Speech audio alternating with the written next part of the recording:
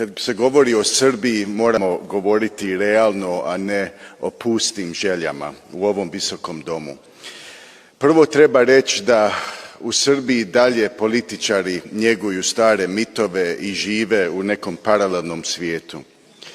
Nije samo pitanje Vučića i smjena vlasti, potrebna je dublja katarza cijelog društva koje ne priznaje svoju odgovornost, pogotovo u agresiji prema Hrvatskoj 90-ih godina.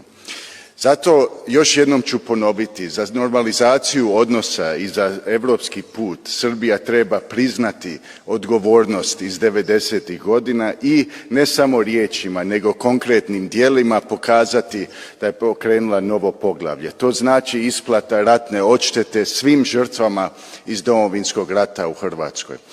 Čuli smo puno riječi, puno deklaracija i slično, ali konkretno u politici jedino vrijede djela, konkretna djela i zato još jedna poruka opoziciji, ostavite veliku srpsku retoriku i priznajte svoju odgovornost iz rata 90-ih godina. Hvala.